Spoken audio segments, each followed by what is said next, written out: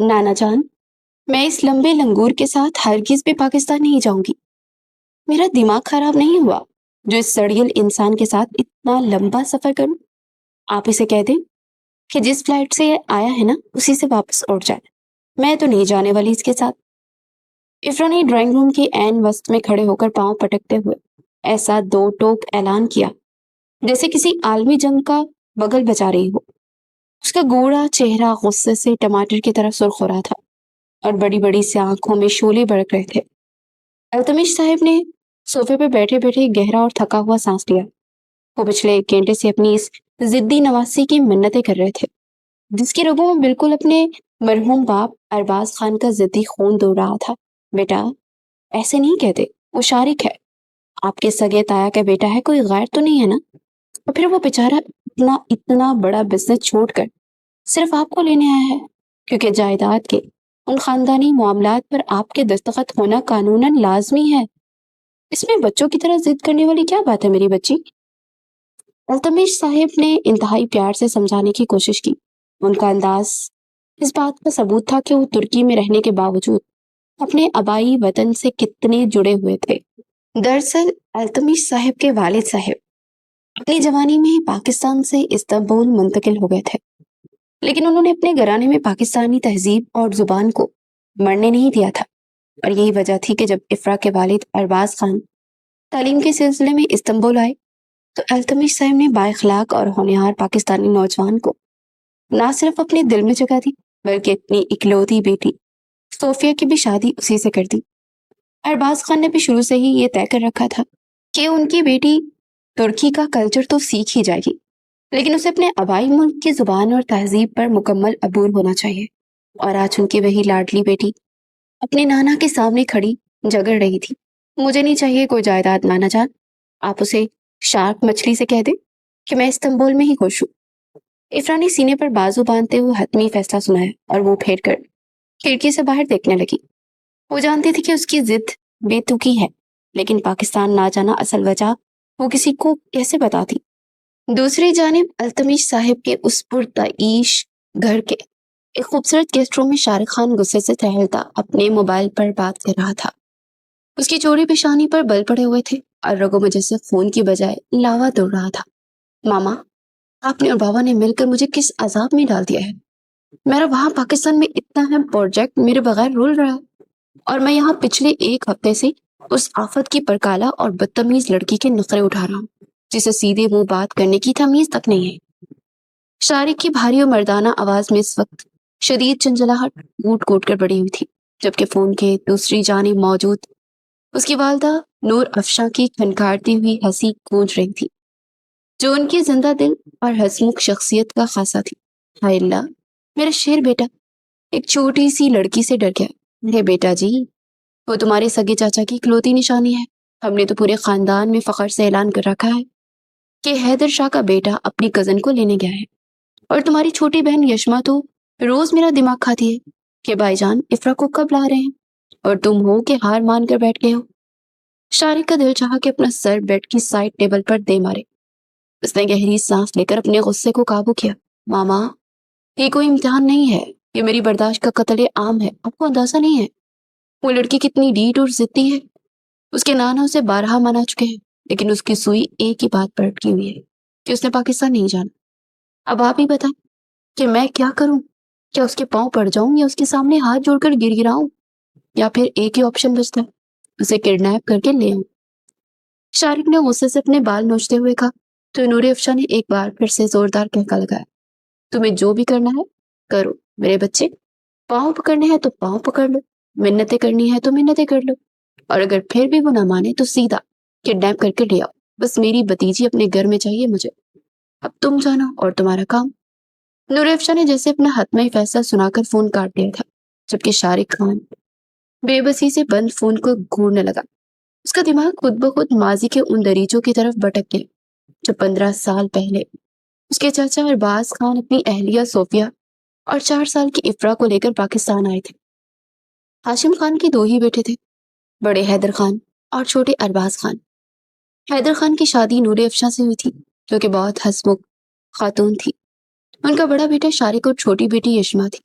دوسری طرف ارباز خان پڑھائی کے سلسلے میں استنبول گئے اور وہیں کے مشہور بزنس مین التمش صاحب کی بیٹی صوفیہ سے شادی کر کے وہیں پر سیٹل ہو گئے۔ ان کی ایک ہی بیٹی تھی، افرا۔ وقت گزرتا گیا، ارباز خان اپنی بیوی کے ساتھ ایک دو بار اپنوں سے ملنے پاکستان آئے۔ تب افرا صرف 4 سال کی تھی۔ گھر کا ہر فرد اس کی بلائی لیتا نہیں تھکتا تھا، کیونکہ وہ بالکل باربی ڈول کی طرح ہی لگتی تھی۔ لیکن شارق کو اس چھوٹی سی آفت سے شدید قسم کی چڑ ہوتی تھی، کیونکہ جب بھی وہ اس کے کھلونوں کو ہاتھ لگاتا تو رو رو کر وہ پورا گھر سر پہ اٹھا لیتی تھی، اور شارق کو اپنے بابا حیدر خان سے بلا وجہ ہی خوب ڈانٹ پڑتی۔ وہ بچپن کی چڑ اب جوانی میں بھی برقرار تھی، کیونکہ افرا اب بھی اتنی ہی ضدی اور نخرے والی تھی۔ پھر 4 سال پہلے وہ قیامت خیز دن آیا جب ارباز خان اور ان کی اہلیہ کا روڈ ایکسیڈنٹ میں انتقال ہو گیا۔ اس وقت افرا 15 سال کی تھی۔ سبھی پاکستان سے آئے اور جنازے پر شرکت ہوئے۔ ان کی آخری وصیت کے مطابق میاں بیوی کی قبر ایک ساتھ وہیں استنبول میں بنی۔ سب نے بہت کوشش کی کہ افرا ان کے ساتھ پاکستان چلے، پر وہ نہیں مانی، اور یوں وہ پچھلے 4 سال سے استنبول میں اپنے نانا کے سائے میں ہی پلی بڑھی۔ اور اب اچانک جائیداد کی منتقلی کا ایسا سلسلہ کھڑا ہوا کہ افرا کا پاکستان جانا انتہائی ضروری ہو گیا تھا، پر وہ کسی صورت جانے کو تیار ہی نہیں تھی، اور اسی ضد میں پورا 1 ہفتہ گزر چکا تھا۔ شارق نے غصے سے اپنا فون دوبارہ اٹھایا اور سیدھا اپنے بابا حیدر خان کا نمبر ملایا۔ حد ہو گئی ہے بابا، میں اپنا سارا بزنس چھوڑ کر اس ایک لڑکی کی خاطر یہاں بیٹھا ہوں، باڑ میں جائے، نہیں آتی تو نہ آئے، میں کل واپس آ رہا ہوں، میں مزید اس کے نخرے برداشت نہیں کر سکتا۔ شارق نے تنگ آ کر اپنا حتمی فیصلہ سنایا اور فون بیڈ پر پٹک دیا۔ اس کی 2 ٹوک بات کے بعد پاکستان میں حیدر خان نے فوراً التمش صاحب کو فون کیا۔ انہوں نے انتہائی ادب سے التمش صاحب سے درخواست کی کہ وہ کسی طرح افرا کو منا کر بھیج دے، کیونکہ یہ جائیداد اور وراثت کا انتہائی اہم معاملہ ہے جو اس کے سائن کے بنا حل نہیں ہو سکتا۔ التمش صاحب جو خود بھی افرا کی ضد سے پریشان تھے، فون بند کر کے سیدھے اس کے کمرے میں گئے۔ افرا اس وقت بیڈ پر بیٹھی اپنے ناخن چبا رہی تھی، اور اس کے چہرے پر ایک انتہائی عجیب الجھن اور خوفداری تھا، جیسے وہ 1 ہفتے سے بڑی مہارت کے ساتھ اپنے غصے اور بدتمیزی کے پیچھے چھپائے ہوئے تھی۔ التمش صاحب کو اندر آتا دیکھ کر وہ فوراً سیدھی ہو کر بیٹھی۔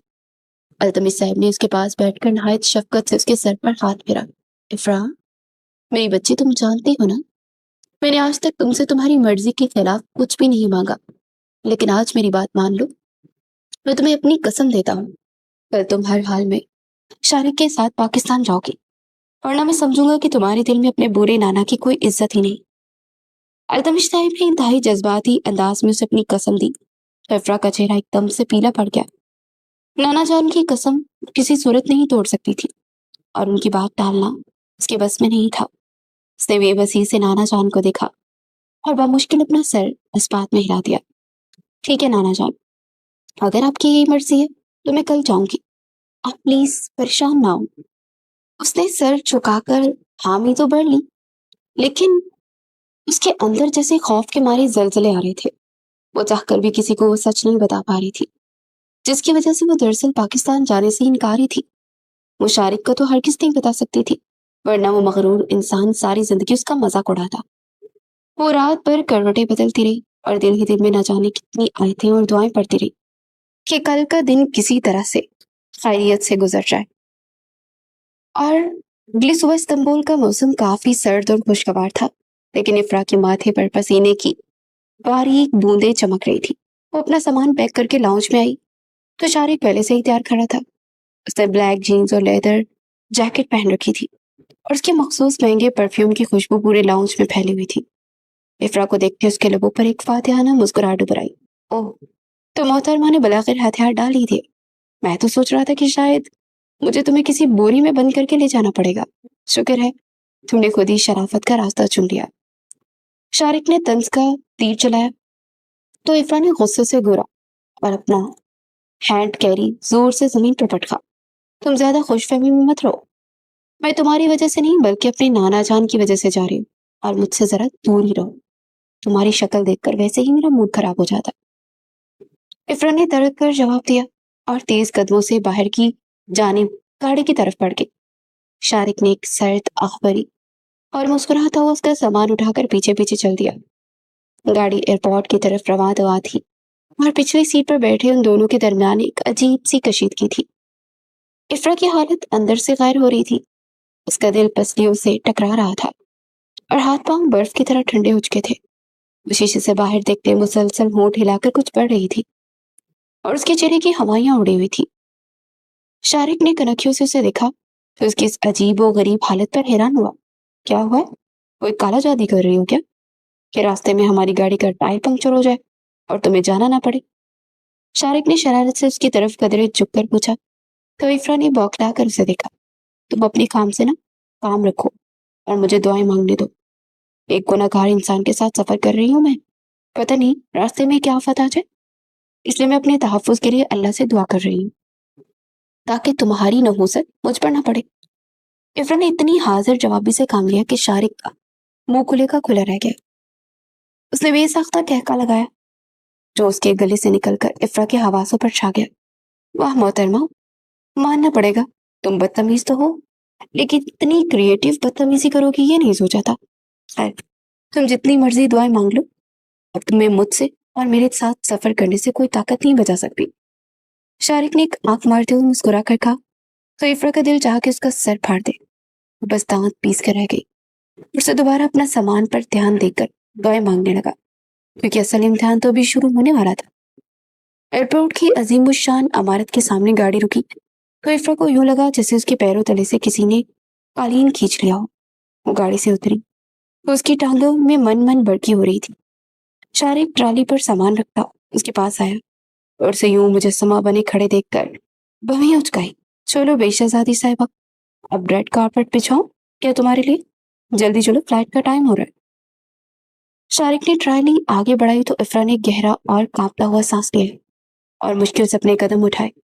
अंदर जाते ही बोर्डिंग और चेक इन का सारा प्रोसेस इफ्रा ने ऐसे मुकम्मल किया जैसे कोई रोबोट हो। उसके दिमाग मुकम्मल तौर पर सुन्न हो चुका था और आंखों में शदीद किस्म का डर साफ झलक रहा था। शारिक उसकी इस खामोशी से उलझ रहा था, क्योंकि जो लड़की पिछले एक हफ्ते से उसे खा जाने वाली नजरों से देख रही थी, आज अचानक इतनी बेकी बिल्ली क्यों बनी हुई थी। वेटिंग एरिया में बैठे शारिक ने उसकी तरफ बहूर देखा। तुम ठीक तो हो ना? तुम्हारी शक्ल ऐसे क्यों लग रही है जैसे अभी बेहोश होकर गिर जाओगी? सच सच बताओ इफ्रा, कोई मसला है क्या? अगर डर लग रहा है कि पाकिस्तान में मेरी मामा या बहन तुम्हें तंग करेंगी तो रिलैक्स करो। वो दोनों बहुत अच्छी हैं, तुम्हारा बहुत ख्याल रखेंगी। बस तुम वहां अपनी ये जंगली बिल्लियों वाली हरकत ना मत करना। शारिक ने अपनी तरफ से उसे तसल्ली देने की कोशिश की, लेकिन इफ्रा का मसला तो कुछ और ही था। जैसे वो जाहिर नहीं होने देना चाहती थी। मुझे किसी से डर नहीं लगता और ना ही मैं कोई जंगली बिल्ली हूँ। मैं तो बस ये सोच रही हूँ कि इतने घंटे का सफर तुम्हारे साथ कैसे करूंगी। मैं तो बोरियत से ही मर जाऊंगी। तुम प्लीज मुझसे ना बात मत करो, मुझे चुपचाप बैठना पसंद है। इफ्रा ने अपनी घबराहट को छोटे गुस्से की लबादे में छुपाया और मुंह दूसरी तरफ कर लिया। शारिक ने कंधे उचकार अपना मोबाइल निकाल कर गेम खेलने लगा। ठीक है मोहतरमा, ना करो बात। मैं कौन सा तुमसे मरूब हो रहा हूँ? मुझे भी तुमसे बात करने का कोई शौक नहीं है। कुछ ही देर में फ्लाइट की अनाउंसमेंट हुई तो इफ्रा के दिल की धड़कन एक लम्हे को रुक गई। वो बेसाख्ता अपनी जगह से उछली जैसे किसी ने उसे करंट लगा दिया हो। शारिक ने अपना हैंड कैरी उठाया और उसकी तरफ मुड़ा। चले मैडम, हमारा बुलावा आ गया है। शारिक के इस जुमले पर इफ्रा ने दिल ही दिल में ला हौला वला कुव्वत पड़ी। कैसा बुलावा आ गया है बदतमीज इंसान, अल्लाह ना करे कोई बुलावा आए। तुम जाओगे, मैं आ रही हूँ। इफ्रा ने कांपते हाथों से अपना बैग पकड़ा और उसके पीछे पीछे चलने लगी। एरो ब्रिज से गुजरते उसके माथे पर पसीना साफ चमक रहा था। शारिक आगे चल रहा था, इसलिए वो उसकी हालत से बेखबर था। जहाज के अंदर कदम रखते ही इफ्रा को यूं महसूस हुआ जैसे वो किसी लोहे की ताबूत में दाखिल हो गई। एयर होस्टेस ने मुस्कुराकर उन्हें खुशामदीद कहा, लेकिन इफ्रा ने कोई जवाब नहीं दिया। उनकी सीटें बिल्कुल साथ थी और इफ्रा की सीट विंडो के साथ थी। शारिक ने अपना सामान केबिन में रखा और अपनी सीट पर बैठ गया। इफ्रा मुश्किल कदम उठाती अपनी सीट तक पहुंची और धप से बैठ गई। उसने फौरन से पेशतर अपनी सीट बेल्ट खींचकर इतनी सख्ती से बांधी कि शारिक उसे हैरत से देखने लगा। क्या हो गया इफ्रा, तुमने सीट बेल्ट ऐसे क्यों बांधी है जैसे तुम्हें कोई अगवा करके ले जा रहा है? थोड़ा रिलैक्स करो। और ये क्या, तुमने सीट के हैंडल्स को इतनी जोर से पकड़ा हुआ है? शारिक ने कदरे हंसी दबाते हुए पूछा। इफ्रा की आंखें बड़ी बड़ी हो रही थी اور وہ بڑی بہادر بننے کی کوشش کر رہی تھی، لیکن اس کی آواز کی لرزش اس کا ساتھ نہیں دے رہی تھی۔ تم اپنے کام سے نا کام رکھو شارق، مجھے ایسے ہی بیٹھنا پسند ہے۔ میرا مطلب ہے میں احتیاط کر رہی ہوں۔ سنا نہیں تم نے کہ سیٹ بیلٹ باندھتے رکھنی چاہیے؟ ابرا نے جلدی سے بات بنائی اور سختی سے اپنی آنکھیں بند کر لی۔ یا اللہ میری جان بچا لے، میں آج کے بعد کبھی نانا جان کو تنگ نہیں کروں گی۔ میں سچی لنگور شارق کی بھی ہر بات مانوں گی، بس مجھے یہاں سے زندہ سلامت نیچے اتار دے۔ افرا دل ہی دل میں ایسی کمال کی دعائیں مانگ رہی تھی کہ شارق سن لیتا تو یقیناً کہہ کے مار مار کے ہنستا۔ وہ بالکل بت بنی آنکھیں بند کیے بیٹھی تھی اور اپنے اس جان لیوا خوف کو بمشکل چھپانے کی ناکام کوشش کر رہی تھی۔ شارق نے گہری نگاہ اس کے زرد پڑتے چہرے پر ڈالی اور الجھتے ہوئے اپنے موبائل میں مصروف ہو گیا۔ اسے اندازہ ہی نہیں تھا کہ جب کچھ دیر بعد یہ جہاز اڑان بھرے گا تو اس کے ساتھ بیٹھی اس لڑکی کے اندر کا خوف کسی غیر متوقع انداز میں باہر آنے والا تھا۔ جہاز کے پہیوں نے رن وے پر دوڑنا شروع کیا تو افرا کی جان مزید حلق میں آ گئی۔ اسے سیٹ کی ہتھیاں اتنی زور سے دبوچ لی کہ شارق کو لگا کہ محترمہ ابھی سیٹ اکھاڑ کر اپنے ساتھ گڑ لے جائیں گی۔ جیسے ہی جہاز نے اڑان بھری اور فضا میں بلند ہونے کے لیے زمین چھوڑی تو افرا کے پیٹ میں خوف کے مارے ہول اٹھے اور اس نے گھبراہٹ میں غلطی سے اپنی بند آنکھیں کھول دی۔ اس کی بدقسمتی کس کی نظر سیدھی کھڑکی سے باہر کی جہاں استنبول کی عمارت تھے ماچس کی ڈبیوں جیسی لگ رہی تھی۔ زمین تیزی سے دور ہو رہی تھی۔ بس پھر کیا تھا؟ اس کا وہ راز جو پچھلے ایک ہفتے سے اپنے نخرے اور غصے کے خلاف میں چھپائے بیٹھی تھی، وہ ایک فلک شکاف چیخ کے ساتھ پورے جہاز میں بے نقاب ہو گیا تھا۔ یا اللہ یا اللہ یا اللہ بچا لے مجھے، اتنی زیادہ اونچائی، ہائے میں تو مر جاؤں گی، روکو اسے، مجھے نیچے اترنا ہے۔ افرا نے ایسا وویلا مچایا اور اتنی زور سے چیخیں مارنا شروع کی کہ آس پاس بیٹھے مسافر ہڑبڑا کر ان دونوں کو دیکھنے لگے۔ شارق جو بڑے نوابوں والے انداز میں ٹانگ پر ٹانگ رکھے سکون سے بیٹھا تھا، اس اچانک افتاد پر بوکھلا کر سیدھا ہوا اور انتہائی حیرت سے اس لڑکی کو دیکھا جو کہ رو رو کر اپنا برا حال کر رہی تھی۔ اس سے پہلے کہ شارق اسے ڈانٹ کر چپ کرواتا، ایک ایئر ہوسٹس تیزی سے ان کے پاس آئی اور خاصی جنجلاہٹ بڑے انداز میں بولی، سر پلیز اپنی وائف کو چپ کروائیں، باقی مسافر ڈسٹرب ہو رہے ہیں۔ ایئر ہوسٹس کے اس بیزار انداز پر شارق نے ایک انتہائی کاٹ دار اور ٹھنڈی سانس کھینچی اور روتی دوتی کمسن لڑکی پر ڈالی اور بڑی شاہانہ انداز میں ایئر ہوسٹس کو جواب دیا، ایکسکیوز می، ابھی میرے اتنی خراب دن نہیں ہے کہ اس جنگلی بلی کی بیوی بولتا پھر۔ شارق کا کھڑا جواب سن کر ایئر ہوسٹس تو کسیانی ہو کر چلی گئی، لیکن افرا کا رونا دھونا کم نہ ہوا۔ بکواس بند کرو اپنی افرا اور چپ چاپ بیٹھو، یہ کیا تماشا لگا رکھا ہے تم نے؟ سارا جہاز ہمیں دیکھ رہا ہے۔ شارق نے اسے دبے لفظوں میں گھورتے ہوئے کہا، لیکن افرا کی تو سچی مچی جان نکلی پڑی تھی۔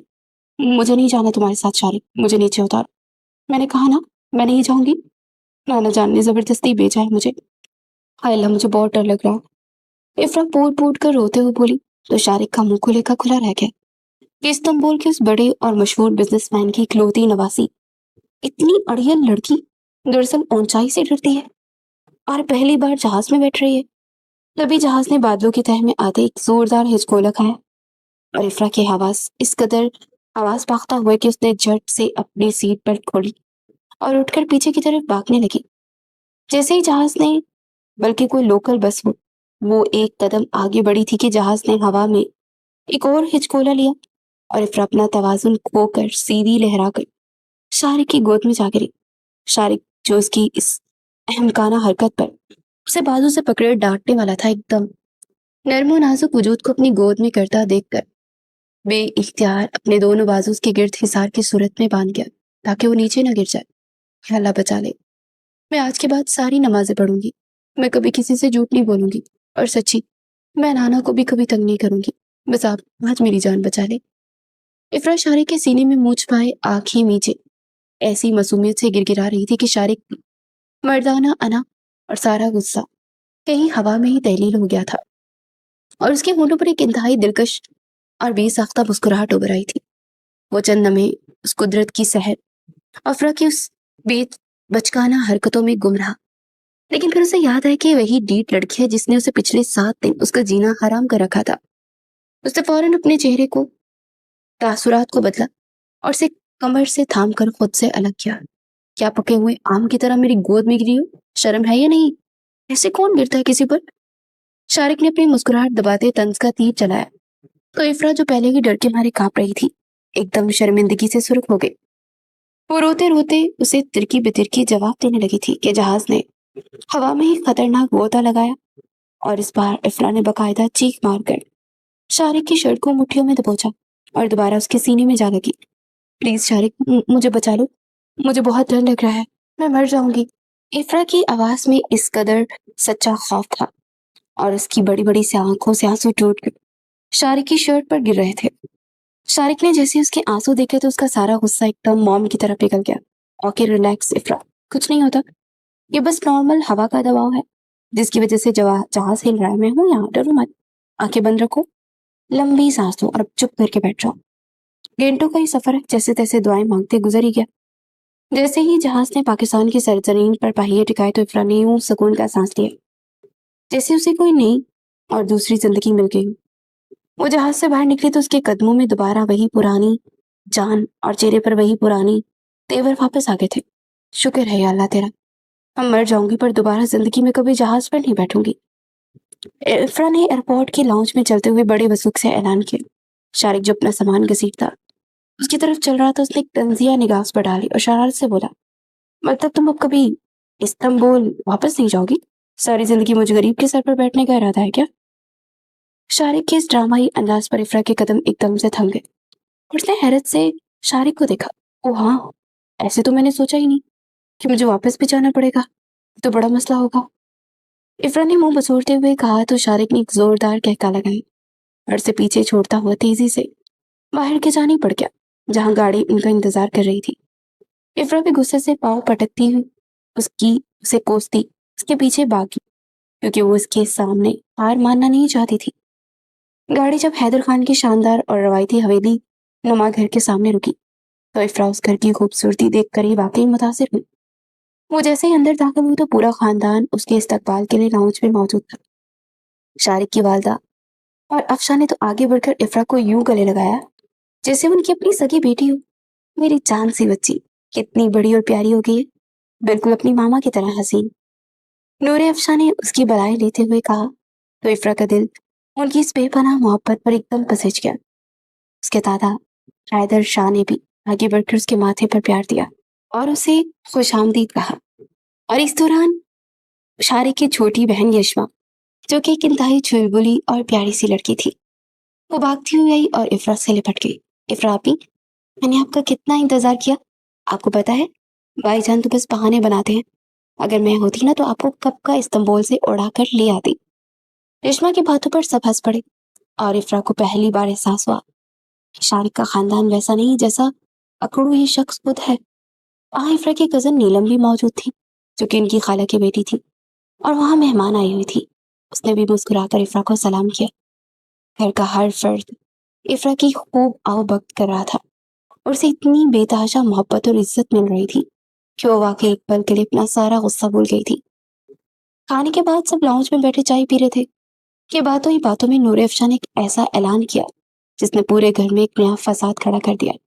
अच्छा शारिक बेटा सुनो, इफरा कमरा अभी पूरी तरह से तैयार नहीं हुआ और इसमें फर्नीचर का कुछ काम भी बाकी है, इसलिए तुम अपना कमरा ना एक रात के लिए इफरा को दे दो। कल सुबह इसका रूम सेट करवा देंगे तो ये वहां शिफ्ट हो जाएगी। नूरे अफशा ने उसकी बात पर शारिक जो बड़े सुकून से सोफे पर टेक लगाए चाय का घूंट पड़ रहा था, उसे बकायदा फंदा लग गया। क्या मामा क्या कह रहे हैं? मैं अपना कमरा उस जंगली बिल्ली को क्यों दूं? आप जानते हैं ना मैं अपने बेड के अलावा कहीं नहीं सो सकता। शारिक ने फौरन चिढ़ खाते हुए शोर मचाया और इफरा को बुरा जो मजे से चाय का कप होंठों से लगाए उसकी इस बेबसी को एंजॉय कर रही थी। तुमने मुझे जंगली बिल्ली कैसे कहा मिस्टर शारिक? ताई अम्मी, देखे ना कि मुझसे कितनी बदतमीजी कर रहा है। इफरा ने फौरन मासूमियत का लिबादा और कर नूरे अफशा से शिकायत लगाई तो हैदर खान ने कड़कदार आवाज में शारिक को टोका। शारिक, बदतमीजी मत करो, इफरा हमारे घर की बच्ची है, तुम एक रात के लिए कहीं और सो जाओ तो कोई क़यामत नहीं आ जाएगी। जाओ जाकर अपना जरूरी सामान निकालो और अपना कमरा फौरन इफरा के हवाले करो। हैदर खान के इस हतमी हुक्म के सामने शारिक की एक न चली। उसका चेहरा देखने लायक हो गया। उसने बामुश्किल अपने गुस्से को दबाते एक गहरा सांस लिया और बेबसी से अपनी माँ की जानिब देखा जो उसे ही घूर रही थी। इस दौरान इफ्रा ने इंतहाई मासूमियत और ताबेदारी से नूर अफशा की जानिब देखा और बड़े मीठे लहजे में बोली, ताई आंटी, अगर शारिक को परेशानी है तो कोई बात नहीं, आप इनके कमरे में ही रहने देने, मैं युष्मा के साथ सो जाऊंगी, मुझे कोई मसला नहीं। इफ्रा के इस प्यार भरे अंदाज पर उन्होंने आगे बढ़कर इफ्रा के गाल थपथपाते बड़ी नरमी से उसे समझाया, अरे नहीं मेरी जान, असल में युष्मा के साथ में मेरी भांजी नीलम ठहरी हुई है, अभी तुम्हारी उससे मुलाकात हुई थी ना, वरना तो कोई मसला नहीं था। तुम इतना लंबा सफर तय करके आई हो, थक गई होगी, तुम्हें आराम की सख्त जरूरत है, इसलिए शारिक का रूम ही सबसे बेहतरीन ऑप्शन है, बस तुम आराम आराम से जाकर ना वहां सो जाओ। नूर अफशा की इस बात पर शारिक ने खून के घूंट भरकर इफ्रा को देखा, जो कि दिल ही दिल में अपनी फतह पर मुस्कुरा रही थी। शारिक ने नागवारी से पैर पटका और अपना जरूरी सामान निकालने के लिए तेजी से अपने कमरे की जाने पड़ गया, जबकि हैदर खान ने मुस्कुराते इफ्रा के सर पर हाथ रखा और उसे आराम करने की ताकीद की। इफ्रा भी अपनी उस छोटी सी फतह पर खुश होती हुई शारिक के कमरे की जानिब चल पड़ी। उसे अंदाजा हो गया था कि इस कमरे में, इस घर में उसके आगे शारिक की चादराहट नहीं चलने वाली और बड़ों की मौजूदगी में वो बिल्कुल भी बस हो जाता है, जिसका फायदा इफ्रा खूब उठाने वाली थी। रात के उस पहर हवेली में एक पुरसुकून खामोशी छा चुकी थी और इफ्रा बड़े मजे से शारिक के उस शानदार और मर्दाना तर्ज पर सजे हुए कमरे का जायजा ले रही थी। कमरे की हर चीज पर शारिक के उस मखसूस और मसरूकन परफ्यूम की खुशबू आ रही थी, जिसने इफ्रा की हवासों पर एक अजीब सा सहर तारी कर दिया था। वो शारिक के इस नरम गुदास बेड पर बिल्कुल दरमियान में एक मलका की तरह लेटी हुई थी और मुस्कुरा मुस्कुरा कर छत को घूर रही थी कि अचानक दरवाजा एक झटके से खुला और शारिक खान अपने मखसूस रोबदार अंदाज में अंदर दाखिल हुआ। उसकी इस अचानक एंट्री पर इफ्रा हड़बड़ाकर बेड पर से उठ बैठी और हैरत से उसे घूरने लगी। आपको जरा भी मैनर्स नहीं है क्या?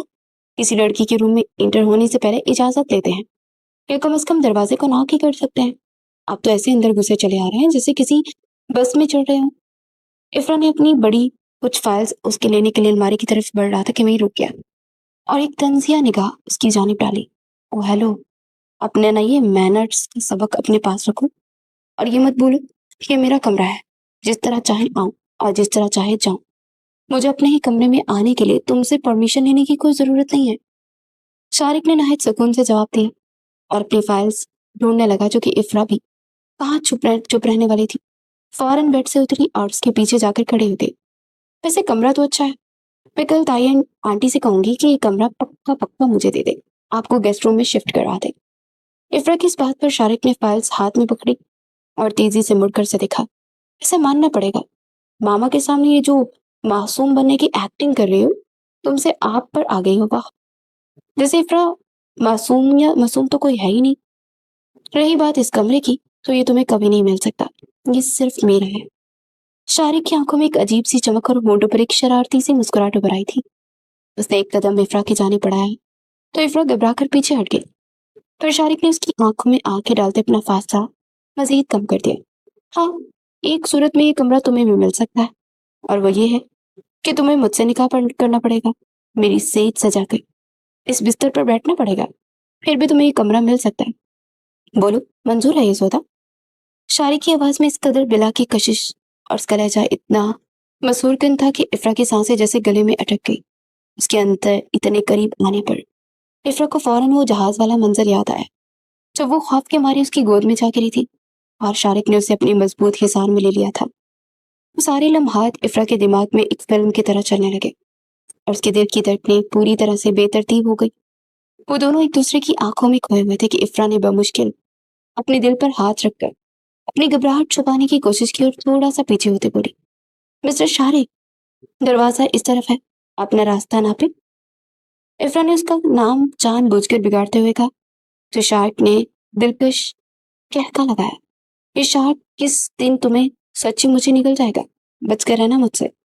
उसे शरारती अंदाज में डराता अपनी फाइलें उठाकर कमरे से बाहर निकल गया, जबकि इफ्रा वहीं खड़ी अपने धड़कने दिल पर हाथ रखते मुस्कुरा रही थी। बड़ा यान निकलने वाला। अगले दिन इफ्रा का अपना कमरा बिल्कुल तैयार हो गया था, जैसे नूर अफशा ने उसकी पसंद और मिजाज के मुताबिक इंतहाई खूबसूरती से सजाया था। वो अपने कमरे में शिफ्ट तो हो गई थी, मगर उसे शारिक के कमरे वाली वो मखसूस खुशबू और वो छोटी सी नोक-झोंक याद आती रही। 2 दिन यूं ही हंसी मजाक और हवेली की रौनकों में गुजर गए। इफ्रा सबके साथ बहुत घुल मिल गई थी। खास तौर पर ताया हैदर खान और नूरी अफशा ने उसे अपने पलकों पर बिठा रखा था, जबकि यशमा और नीलम के साथ उसकी ऐसी दोस्ती हो गई थी कि सारा दिन इन तीनों के कहके से हवेली गूंजती रहती थी। तीसरे दिन सुबह नाश्ते की मेज पर सब घर वाले मौजूद थे कि हैदर खान ने चाय का कप मेज पर रखते शारिक को खातिब किया और एक ऐसा हुक्म दिया जिसने शारिक के चेहरे का रंग ही उड़ा दिया था। शारिक, कल सुबह तुम इफ्रा को लेकर हमारे आबाई गांव शाहपुर जाओगे और वहां जमीनों का कुछ मसला है जो कि पंचायत में पेश होना है, वो भी देख लेना। और अरबाज की हिस्से की सारी जमीनों के लिए इफ्रा के दस्तखत वहां सबके सामने लगना जरूरी है और इसी बहाने सबसे मुलाकात भी हो जाएगी। इफ्रा बेटी की तुम उसे लेकर जाओगे और बाहिफाजत सब काम खत्म करके वापस लाओगे। हैदर खान का ये हुक्म सुनते शारिक का मुंह बन गया। उसने नागवारी से इफ्रा को देखा जो कि पराठा खाते खाते रुक गई थी और हैरत से उन दोनों को गुफ्तगू को सुन रही थी। बाबा जान, ऐसे लेकर गांव जाऊंगा तो आपको पता है ना कि शाहपुर का रास्ता कितना तवील है। वहां मलिक बरादरी के साथ हमारा जो पुराना तनाजा चल रहा है, उसकी वजह से वहां जाना वैसे ही खतरनाक है। मैं वहां के मामला खुद संभाल लूंगा, आप बस इससे यही पेपर्स पर साइन करवा लें। शारिक ने बचने की भरपूर कोशिश की, पर हैदर खान ने इंतहाई सख्ती से इनकार कर दिया। मैंने कहा ना कि इसका वहां जाना जरूरी है। मलकों ने दावा किया है कि अरबाज ने अपना हिस्सा उन्हें बेचा था। उन्होंने कुछ जली कागजात भी बनवा रखे हैं। बिफरा वहां जाकर सबके सामने उन पेपर्स को जुटलाएगी, तभी वो केस हमारे हवाले होगा। तुम बस कल सुबह निकलने की तैयारी करो और उसकी हिफाजत तुम्हारी जिम्मेदारी है। हैदर के इस ठोस और संजीदा मौकफ के बाद शारिक मजीद कोई हीला न कर सका और खामोशी से नाश्ता करने लगा, जबकि इफ्रा ये सब सुनकर थोड़ी हैरान भी हुई थी और पुरजोश भी, क्योंकि कभी नाश्ते के बाद इफ्रा यशमा के कमरे में आई तो यशमा ने उसे गांव के बारे में बताना शुरू किया। आपको पता है इफ्रा, आप ही हमारे गांव बहुत खूबसूरत है। वहाँ इतने बड़े बड़े खेत है ना, और हमारे चचा कासिम रहते हैं वहाँ, जो बाबा जान की कजन है, और उनकी फैमिली बहुत मोहब्बत करने वाली है। आपको वहाँ बहुत मजा आएगा। बस वो जो मलकों वाला मसला है ना, उसकी वजह से भाईजान थोड़े परेशान है कि वो लोग अच्छे नहीं है और हमेशा हमसे लड़ने के बहाने ढूंढते हैं। यशमा की बातों पर इफ्रा के दिल में गांव देखने का इश्तियाक मजीद बढ़ा दिया और वो दिल ही दिल में उस सफर के लिए तैयार होने लगी थी।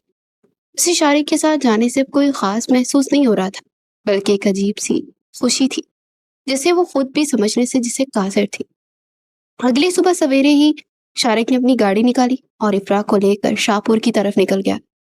रास्ता वाकई काफी तवील और कच्चा पका था, पर इफ्रा बड़े शौक से खिड़की से बाहर की मनाजर दिख रही थी। बड़े बड़े खेत, लहलहाती फसलें और कच्चे मकानात उसे एक अजीब सा सुकून दे रहे थे। वो इस खुली और सरसब्ज फिजा में सांस लेकर खुद को बहुत हल्का फुल्का महसूस कर रही थी। तुम इतना खुश क्यों हो रही हो? हम वहाँ कोई पिकनिक मनाने नहीं जा रहे। वो हमारा आबाई गांव जरूर है, पर वहाँ के मामला बहुत पेचीदा है। खासतौर पर वो मलिक जिनकी जमीन हमारी जमीनों के साथ लगी है, वो पिछले कई सालों से हमारी खानदानी जमीन पर कब्जा करने के चक्रों में है। और अब चाचा अरबाज की मौत के बाद उन्हें लगता है कि वो उनका हिस्सा हथिया लेंगे, पर जब तक मैं और बाबा जान जिंदा है, वो हमारी 1 इंच जमीन भी नहीं ले सकते। शारिक ने ड्राइविंग करते हुए उसे सारी सूरत हाल समझाई तो इफरान ने उसे देखा, जो उस वक्त इंतहाई संजीदा और समझदार लग रहा था। उसका ये रूप इफ्रा के लिए बिल्कुल नया था और वो दिल ही दिल में उसकी बहादुरी और खानदानी वकार की हिफाजत करने वाले जज्बे से मुतासिर हुई थी। आप फिक्र मत करें शारिक, मैं आपके साथ हूँ। वो मलिक जो भी हैं, हम उनका डट कर मुकाबला करेंगे। मैं अपने बाबा की जमीन किसी को लेने नहीं दूंगी और सबके सामने बताऊंगी कि वो लोग झूठे हैं। इफ्रा के इस पुरअज़्म अंदाज पर शारिक बेसाख्ता मुस्कुरा दिया और उसने एक गहरी नजर उस पर डाली। तो बस अपने आप को संभाल लेना, बाकी मलकों पर मैं खुद ही निपट लूंगा उनसे। मुझे तुम्हारी बहादुरी पर कोई भरोसा नहीं कर सकता।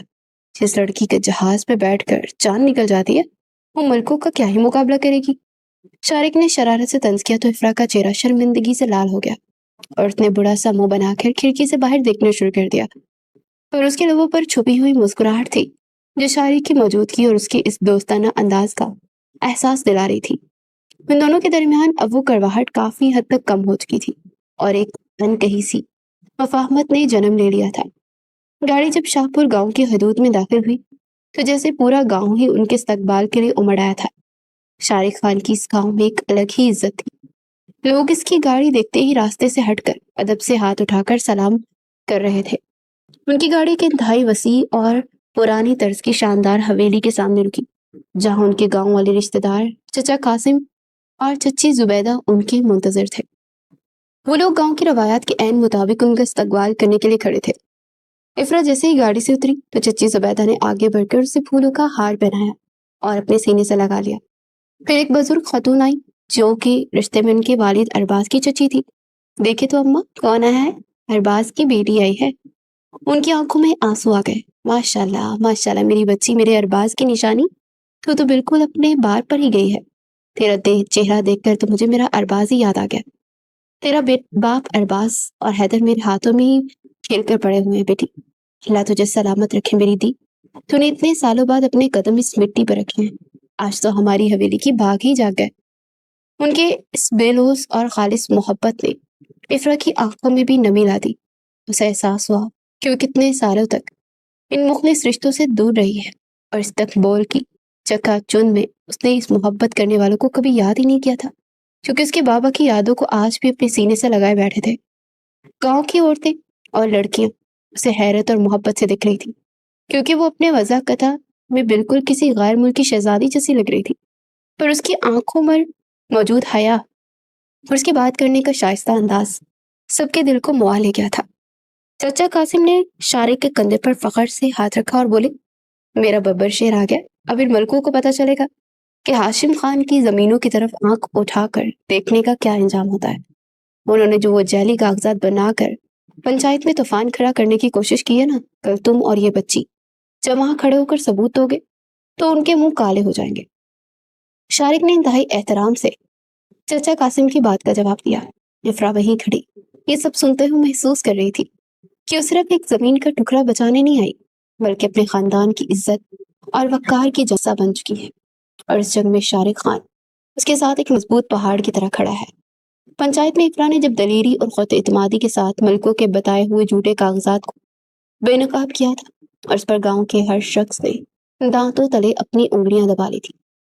चचा कासिम का सीना फखर से चौड़ा हो गया था जब पंचायत का फैसला हतमी तौर पर उनके हक में हुआ और मलकों को बड़ी महफिल में मुंह की खानी पड़ी।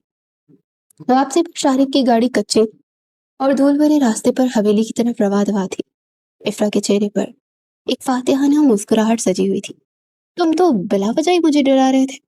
शारिक खान, देखा मैंने कैसे उन मुल्कों की बोलती बंद कर दी और उनके जाली कागजात सबके सामने फाड़ कर फेंक दिए। अब वो कभी हमारी जमीनों की तरफ देखने की जुर्रत भी नहीं करेंगे। इफरा ने फखरिया और चुलबुले अंदाज में अपनी कामयाबी का ऐलान किया तो शारिक ने स्ट्रिंग पर गिरफ्त मजबूत करते हुए एक दिलकश मुस्कुराहट के साथ उसे देखा। मोहतरमा, आप मेहरबानी फरमा कर ना खुशफहमी को इस खूबसूरत दुनिया से जल्द अज जल्द बाहर आ जाए। वो मती कितने सीधे नहीं है कि एक पंचायत के फैसले पर हार मानकर घर बैठ जाए। वो कोई ना कोई नीच और घटिया हरकत जरूर करेंगे।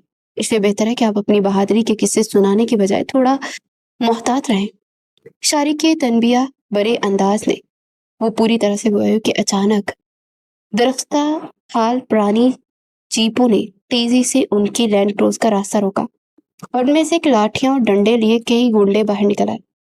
शारिक फौरन एक जोरदार झटके के साथ ब्रेक लगाए और इफ्रा को सख्ती से गाड़ी में बैठे रहने का हतमी हुक्म दिया।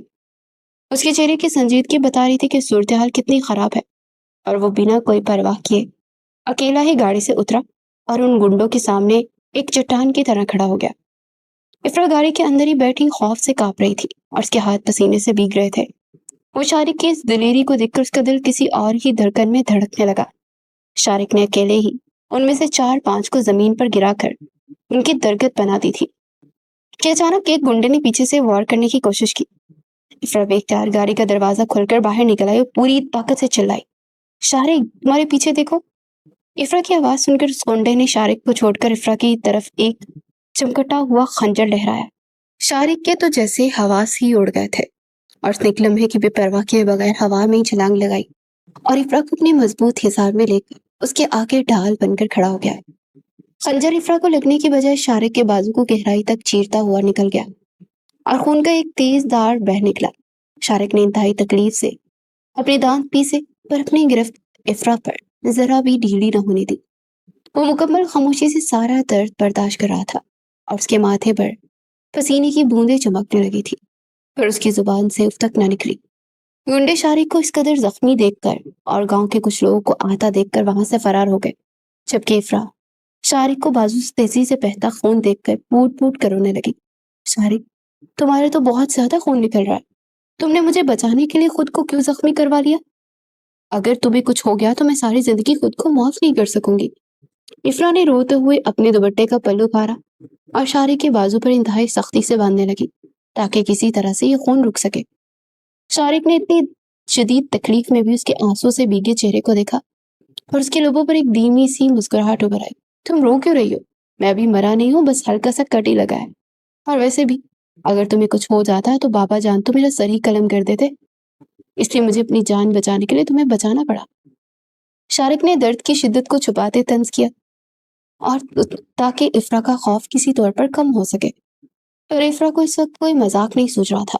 उसे पहली बार एहसास हो रहा था कि मगरूर और उखर मिजाज शख्स जो हर वक्त उससे लड़ता है, उसके लिए अपनी जान की परवाह नहीं करता, उसका यूं मौत के सामने इफ्रा की डाल बन के खड़े हो जाना इफ्रा के दिल की सबसे तरीक और तन्हा कोने में एक ऐसा चिराग जला गया था जिसकी रोशनी में उसे शारिक के अलावा और कोई नजर नहीं आ रहा था।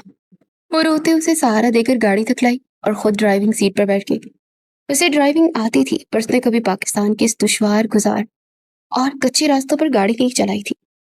पर इस वक्त शारिक की जान बचाना उसके लिए दुनिया का सबसे अहम काम था। वो तेजी से गाड़ी उड़ाती हुई हवेली पहुंची तो शारिक को खून में लथपथ देखकर हवेली में कहराम समझ गया।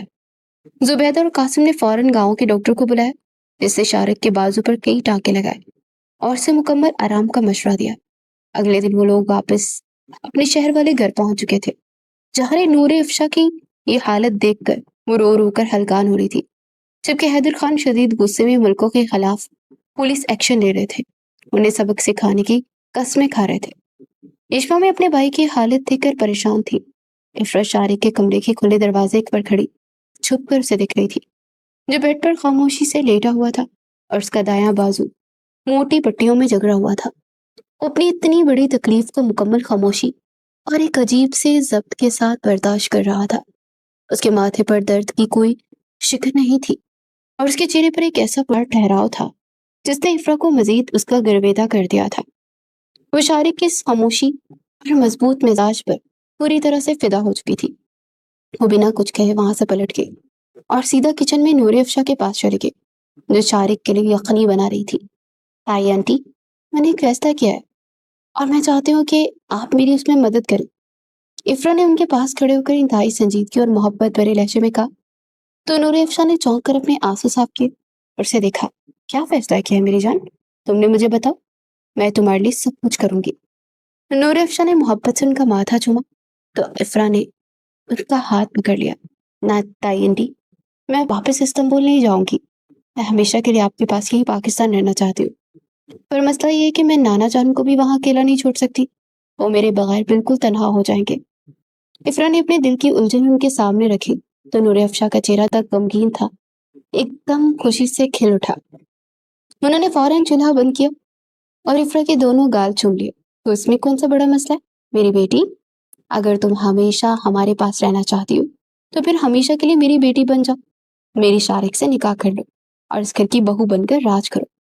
और जहां तक तुम्हारे नाना जान की बात है, तो कभी कभार आकर तुमसे मिल जाया करेंगे, या तुम उनसे मिलने इस्तांबुल चली जाया करना। हम तुम्हें कभी नहीं रोकेंगे। नूर अफशा की इस खुली पेशकश पर इफ्रा का चेहरा शर्म से टमाटर की तरह सुर्ख हो गया और नजरें झुकाकर वो मुस्कुराने लगी, क्योंकि दिल ही दिल में वो शारिक को पसंद करने लगी थी। उसी शाम हैदर खान ने हवेली के सब लोगों को लाउंज में बुलाया और इस्तांबुल में अल्तमिश साहब को भी वीडियो कॉल पर ले लिया। सब बहुत खुश थे और घर में एक जश्न का सा समा था। इफरा तो शर्म से दोहरी होती जा रही थी और यशमा उसके कंधे पर लगी उसे छेड़ रही थी। जब हैदर खान ने शारिक को मुखातिब किया, शारिक, हम सब ने मिलकर ये फैसला किया है कि हम अपनी इफरा को वापस नहीं जाने देंगे और इसके नाना जान की मुकम्मल रजामंदी से हम तुम दोनों का निकाह करवाना चाहते हैं, ताकि ये हमेशा के लिए हमारी हो जाए। हैदर खान की बात सुनकर शारिक, जो अपने जख्मी बाजू के साथ सोफे पर टेक लगाई खामोशी से बैठा था, एकदम सीधा हुआ और उसके चेहरे पर एक इंतहाई सर्द और नागवार तासुर उभरा। मुझे ये रिश्ता मंजूर नहीं है बाबा जान। मेरी जिंदगी का कोई और मकसद है। मुझे अभी शादी नहीं करनी। मेरा जवाब ना है। शारिक के इस दो टोक इनकार पर लाउंज में खामोशी छा गई और इफ्रा के दिल पर किसी ने भारी जैसे हथौड़ा मार दिया हो। उसकी वो खूबसूरत मुस्कुराहट एक पल में आंसुओं में बदल गई थी और उस बेयकीनी से इशारे लगी थी जिसकी आंखों में इस वक्त इफ्रा के लिए कोई जज्बा या नरमी नहीं थी। पापा जान, आप मुझसे पूछे बगैर मेरी जिंदगी का इतना बड़ा फैसला कैसे कर सकते हैं? मैंने इफ्रा की जान बचाई तो इसका मतलब ये नहीं कि मैं उससे मोहब्बत करता हूँ। मेरा फर्ज है, मैंने एक कजन होने के नाते निभाया है। मैं उससे निकाह नहीं कर सकता। शारिक ने इंतहाई सफाकी से अपने अल्फाज अदा किए और महफिल बर्खास्त होते ही वो अपने कमरे की जानिब चला गया। इफ्रा को तो जैसे उसका सांस ही रुक गया था। वो सबके सामने रोती हुई अपने कमरे में भागी। उसे शारिक से इतनी बेदर्दी की तौका बिल्कुल नहीं थी। उसका दिल बुरी तरह से टूटकर बिखर गया था और उसने उस पल फैसला किया कि वो इस्तांबुल वापस चली जाएगी और अब कभी इस शख्स की शक्ल नहीं देखेगी। इफ्रा अपने कमरे में बिखरा हुआ सामान गुस्से और दुख से अपने सूटकेस में ठूंस रही थी और उसकी आंखों से आंसू की एक झरी लगी हुई थी कि यशमा अंदर दाखिल हुई। इफ्रा आपी, प्लीज आप ऐसे मत जाएं। मुझे पता है भाईजान ने बहुत ज्यादती की है, पर हम सब तो उन्हें बहुत प्यार आपको करते हैं ना। आप हमें छोड़कर तो मत जाएं। आपके जाने से घर फिर से वीरान हो जाएगा। यशमा ने आगे बढ़कर इफ्रा के कंधे पर इंतहाई हमदर्दी और सब्र से हाथ रखा, जैसे उसे तसल्ली दे रहो। इफ्रा ने रोते हुए यशमा को गले लगा लिया और इसे प्यार से मना करते हुए बोली, नहीं यशमा, मैं तुम सबके प्यार की बहुत दिल से कदर करती हूँ, लेकिन अब मैं यहाँ मजीद नहीं रुक सकती। अब मुझे वापस अपने नाना के पास जाना है।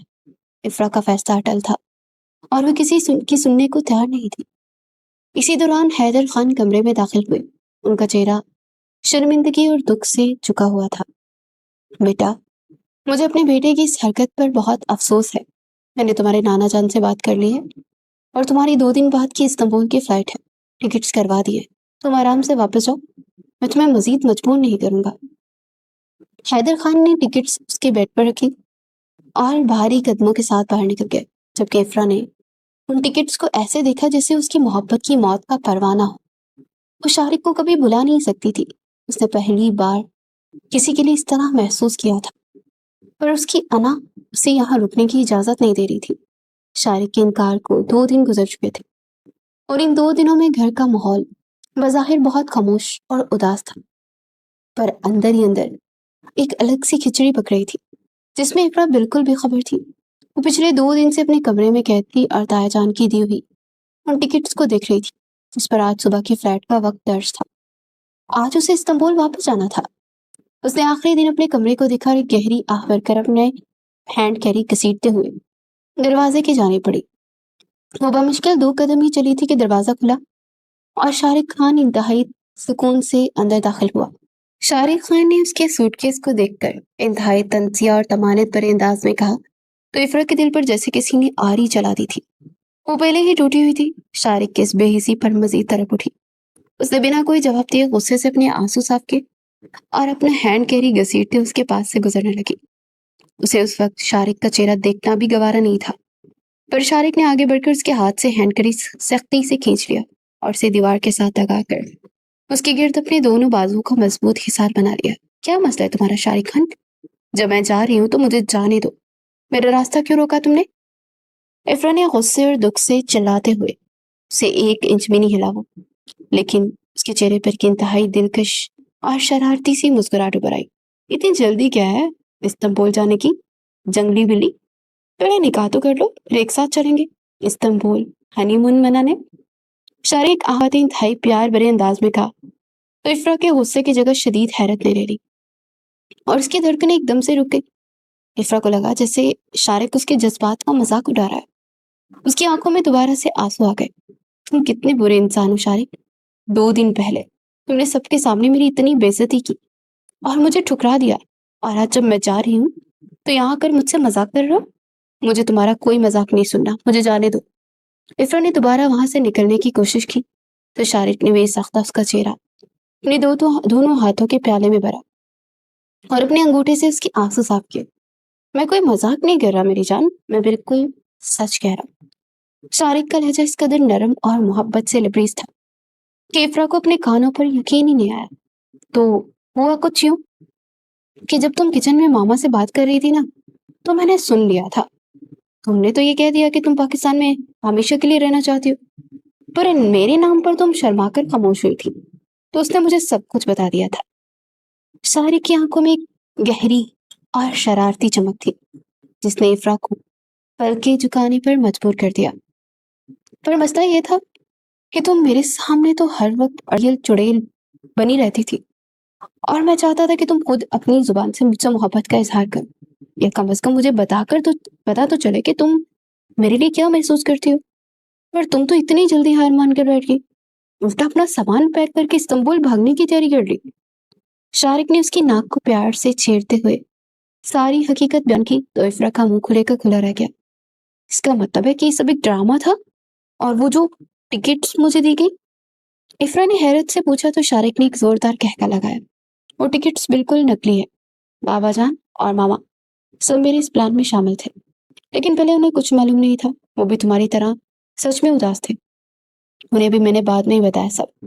اور شارق خان کی کیا مزہ کہ وہ اپنی اس خوبصورت سی جنگلی بلی کو خود سے دور جانے دے۔ افرا کو جب ساری بات سمجھ آئی تو اس کا سارا دکھ ایک دم شدید غصے پھر پیار میں بدل گیا۔ تم بہت برے ہو شارق، تم نے سب نے مل کر مجھے اتنا رلایا۔ افرا نے غصے سے اپنے چھوٹے مکے شارق کے سینے پر مارنے شروع کر دیے، اور شارق نے ہنستے ہوئے اسے ریلیکس کیا۔ مجھے معاف کر دو میری جان، پر اب جلدی سے اپنے یہ آنسو صاف کر لو، کیونکہ نیچے سے سب تمہارا انتظار کر رہے ہیں اور انتظار کر رہے ہیں۔ قاضی صاحب بھی آ چکے ہیں اور تمہارے نانا جان بھی لائن پر ہیں۔ اس وقت دروازہ کھلا اور نور افشاں یشما کے ساتھ ایک انتہائی خوبصورت سرخ رنگ کا عروسی جوڑا لیے اندر داخل ہوئی۔ ان سب کے چہروں پر بڑی بڑی مسکراہٹیں تھی، جسے دیکھ کر افرا کو یقین ہو گیا کہ وہ واقعی کتنی بڑی بیوہ تھی۔ پر اس کے دل میں اس وقت جو خوشی کا تان برپا تھا اس کا کوئی نعم البدل نہیں تھا۔ کچھ ہی دیر میں حویلی کا لاؤنج ایک خوبصورت سی شادی ہال کے منظر میں پیش کر دیا گیا تھا۔ افرا اس سارے خوبصورت جوڑے میں بلا کی حسین لگ رہی تھی، اور اس کا چہرہ شرم سے گلابی ہو رہا تھا۔ لاؤنج کے بالکل سامنے ایک بڑی اسکرین پر استنبول پر نانا جان ویڈیو کال پر موجود تھے، اور ان کی آنکھوں میں خوشی کے آنسو تھے۔ افرا نے روتے ہوئے نانا جان کو دیکھا تو انہوں نے مسکرا کر اسے ڈھیر ساری دعائیں دی۔ قاضی صاحب نے نکاح کے خطبے کا آغاز کیا، اور جب افرا سے اس کی رضامندی پوچھی گئی تو اس نے دل ہی دل میں اپنے رب کا شکر ادا کرتے 3 بار قبول ہے کہہ دیا۔ شارق کے قبول ہے کہنے کے ساتھ ہی پورے ہال میں مبارکباد کی صدائیں گونج اٹھی۔ ریشما نے خوشی سے ہوٹنگ شروع کر دی۔ سب نے باری باری آگے آ کر نوبیاہتا جوڑے کو گلے لگایا اور دعائیں دی۔ حیدر خان اور نور افشاں کی خوشی کی تو دید نہیں تھی، کیونکہ ان کے گھر کی رونق اب ہمیشہ کے لیے ان کے پاس رہنے والی تھی۔ رسموں کے بعد جب دلہا دلہن کو کمرے میں بھیجنے کی باری آئی تو شارق نے افرا کو اپنی باہوں میں اٹھا لیا تو ہال کہکوں اور تالیوں سے گونج اٹھا۔ افرا نے شرم کے مارے اپنا چہرہ شارق کے سینے میں چھپا لیا اور اسے دھیرے سے چٹکی کاٹی۔ شارق مجھے نیچے اتارو، سب کیا سوچیں گے؟ واقعی میں بہت بے شرم ہو۔ افرا نے سرگوشی کی، پر شارق نے اسے اور مضبوطی سے تھام لیا۔ افرا بیٹا شرماؤ نہیں، یہ ہمارے گھر کا پرانا رواج ہے، دلہا دلہن کو اٹھا کر کمرے میں لے کر جاتا ہے۔ شارق مسکراتا ہوا سیڑھیاں چڑھنے لگا۔ آج تو میں پوری دنیا کو دکھا سکتا ہوں کہ تم میری ہو محترمہ، یہ تو پھر گھر والے ہیں۔ شارق اسے اٹھاتے اپنے اسی شاندار کمرے میں داخل ہوا جسے آج سرخ گلابوں اور موتیا کی لڑیوں میں بے حد خوبصورتی سے سجایا گیا تھا۔ کمرے کی فضا میں ایک مدہوش کر دینے والی خوشبو رچی ہوئی تھی۔ شارق نے اسے انتہائی نزاکت سے پھولوں سے سجی اس سیج پر بٹھایا اور خود اس کے بالکل سامنے بیڈ پر بیٹھ گیا۔ کہا تھا نا میں نے کہ یہ کمرہ تمہیں پکا دے دوں گا، پر شرط یہی ہے کہ میری سیج سجائی ہو۔ دیکھو تم میری دلہن بن کر میری ہی بستر پر بیٹھی۔ شارق کی آواز میں اس وقت ایک عجیب سا خمار اور جنون تھا جس نے افرا کے دل کی دھڑکن کو بے قابو کر دیا تھا۔ افرا کی سانسیں تیز ہو رہی تھی۔ شارق نے مسکراتے ہوئے اپنے ہاتھ آگے بڑھائے اور انتہائی نرمی سے افرا کا بھاری دوپٹہ اس کے سر سے سرکا کر اس کے کندھوں پر گرا دیا۔ پھر اس کی انگلیاں افرا کے ماتھے پر سجے چومر تک پہنچی اور اسے بڑی مہارت سے کھول کر اس کا سائڈ ٹیبل پر اسے رکھ دیا۔ شارق کا ہر لمس افرا کے جسم میں ایک سنسنی سی دورا رہا تھا۔ اسے دھیرے دھیرے افرا کے کانوں کی بالیاں اور گلے کا بھاری ہار بھی اتارا اور اسے کل ہلکا پھل کر دیا۔ افرا تو اس وقت اتنی خوبصورت لگ رہی تھی افرا، تم بہت خوبصورت دکھ رہی ہو کہ میرا دل کر رہا ہے کہ تمہیں دنیا کی نظروں سے چھپا کر اپنے اندر قید کر لوں۔ شارق نے سرگوشی کرتے اس کا چہرہ اپنے ہاتھوں میں لیا اور اس کی جھکی ہوئی پلکوں پر اپنی گرم لب رکھ دیے۔ اس نرم اور سلگتے ہوئے لمس پر افرا نے بے ساختہ اپنی آنکھیں بند کر لی اور شارق کی شرٹ کو مٹھیوں میں دبوچ لیا۔ شارق کے لب اس کی پلکوں پر ہوتے اس کے رخساروں اور پھر اس کی گلابی لبوں پر آ کر ٹھہر گئے۔ یہ ایک طویل بوسہ تھا جس نے دونوں کے اندر چھپی اس محبت اور تڑپ کو جگا دیا تھا جو وہ ایک دوسرے سے چھپاتے آئے تھے۔ شارق کے ہاتھ افرا کی کمر کے گرد لپیٹ کر اسے اپنے مزید قریب کر رہے تھے۔ افرا نے بھی اپنی ساری ہچکچاہٹ ختم کرتے اب بازو شارق کی گردن میں ڈال دیے تھے، اس کے بالوں میں اپنی انگلیاں الجھا دی تھی۔ شارق کا لمس افرا کے وجود پر کسی جادو کی طرح اثر کر رہا تھا۔ اس کی محبت، اس کا جنون، اس کا وہ دیوانہ پن افرا کو مکمل طور پر اپنے سحر میں جگڑ چکا تھا۔ انہوں نے ایک دوسرے کو اپنے اندر اس طرح سمو لیا جیسے وہ پیاسی روحوں کو صدیوں بعد ایک دوسرے کا ساتھ ملا ہو۔ اس رات انہوں نے ایک دوسرے کے ساتھ محبت کے ایک ساتھ رنگ، وہ تمام رنگ بکھیر دیے تھے جو انہوں نے استنبول کی ان گلیوں میں لے کر شاہ پور کے اس کچے راستے تک محسوس کیے تھے۔ وہ رات ان دونوں کی زندگی کی سب سے خوبصورت رات تھی جس میں جسموں اور روحوں کے سارے فاصلے مٹ گئے تھے۔ افرا کو احساس ہو گیا تھا کہ شارق نام کا سمندر اسے اپنے اندر پوری طرح سے غرق کر چکا ہے اور وہ اس ڈوبنے پر دنیا کی سب سے خوش قسمت لڑکی تھی۔ اگلی صبح کمرے کی کھڑکی سے چھن کر آنے والی دھوپ کی کرنوں نے جب افرا کے چہرے کو چھوا تو اس نے کسمسا کر اپنی آنکھیں کھولی۔ اس کا سر شارق کا ننگے اور چورے سینے پر رکھا ہوا تھا اور شارق کے مضبوط بازو اس کی کمر کے گرد سختی سے لپٹے ہوئے تھے۔ افرا نے مسکراتے اس کے سوئے ہوئے پرسکون چہرے کو دیکھا اور شرارت سے اپنی انگلی اس کی ناک پر پھیری۔ شارق نے نیند میں اس کا ہاتھ پکڑ لیا اور اس کی انگلیوں پر بوسہ دے کر اپنی آنکھیں کھول لی۔ صبح بخیر میری جنگلی بلی، رات کیسی گزری تمہاری؟ شارق نے اپنی ایک آنکھ دباتے اسے چھیڑا تو افرا کا چہرہ شرم سے ٹماٹر کی طرح سرخ ہو گیا۔ اس نے فوراً اپنا منہ شارق کے سینے میں چھپا لیا۔ تم نا بہت بے شرم ہو شارق خان، مجھے تم سے کوئی بات نہیں کرنی۔ افرا کی اس بچکانہ حرکت پر شارق نے دلکش کہکا لگایا اور اسے دوبارہ اپنے قریب کر لیا۔ اب تو تمہیں ساری زندگی اس بے شرم انسان کے ساتھ ہی گزارنی ہے، اور جلدی سے اٹھ کر تیار ہو جاؤ، ہماری شام کی فلائٹ ہے استنبول کی۔ نانا جان بے صبری سے ہمارا انتظار کر رہے ہیں۔ فلائٹ کا نام سنتے افرا کے چہرے کی مسکراہٹ ایک دم سے غائب ہو گئی۔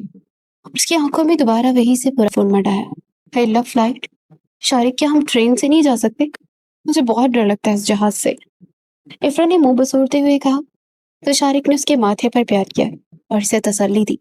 تم فکر مت کرو، میں ہوں نا تمہارے ساتھ، اس بار تمہیں پتہ بھی نہیں چلے گا اور ہم استنبول پہنچ جائیں گے۔ شام کے وقت استنبول جانے والی فلائٹ نے جب رن وے پر دوڑنا شروع کیا تو افرا نے حسب عادت سختی سے سیٹ کی ہتھیاں دبوچ لی، اس کی آنکھیں خوف سے بند ہو گئی۔ شارق جو اس کے بالکل ساتھ بیٹھا تھا، اس نے مسکراتے افرا کا ہاتھ اپنے ہاتھوں میں لیا اور اپنی انگلیاں اس کی انگلیوں میں پیوست کر دی۔ افرا، آنکھیں کھولو، میری طرف دیکھو۔ شارق کی مسحور کن آواز پر افرا نے ڈرتے ہوئے آنکھیں کھولی۔ شارق نے اپنا چہرہ اس کے بالکل قریب کر لیا اور اس کی آنکھیں اس کے کان میں دھیمی سی سرگوشی کی۔ تمہیں پتہ ہے، رات جب تم سو رہی تھی نا تو میں جاگتا رہا اور یہ سوچتا رہا کہ میری بیوی مجھ سے کتنا پیار کرتی ہے۔ اس اچانک اور رومانوی بات پر افرا کی توجہ جہاز کی اڑان سے بٹ کر شارق کی طرف چلی گئی اور اس کی گہری آنکھیں اور شرارتی مسکراہٹ کی طرف۔ شارق نے اپنا ہاتھ اس کی کمر کے پیچھے لے جا کر اسے خود سے بالکل جوڑ لیا۔ افرا کا دل جہاز کے خوف کے بجائے اب شارق کے اس لمس پر زور زور سے اٹھنے لگا۔ شارق اسے مسلسل اپنی باتوں اور اپنی محبت کے حصار میں اس قدر الجھائے ہوئے تھا کہ افرا کو جہاز کی ٹیک آف کرنے اور بادلوں میں پہنچنے کا احساس تک نہ ہوا۔ وہ شارق کے کندھے پر سر رکھے اس کے ہاتھ سے کھیل رہی تھی اور اس کے ہونٹوں پر ایک پرسکون سی مسکراہٹ تھی۔ شارق نے پیار سے اس کے بالوں کو سہلایا اور دل ہی دل میں مسکرایا۔ یوں یہ ہوائی جہاز انہیں ان کی محبت کی ایک نئی اور ایک خوبصورت دنیا کی طرف لے جا رہا تھا جہاں اب کوئی خوف نہیں تھا بلکہ صرف ایک دوسرے کا ساتھ اور بے پناہ محبت تھی۔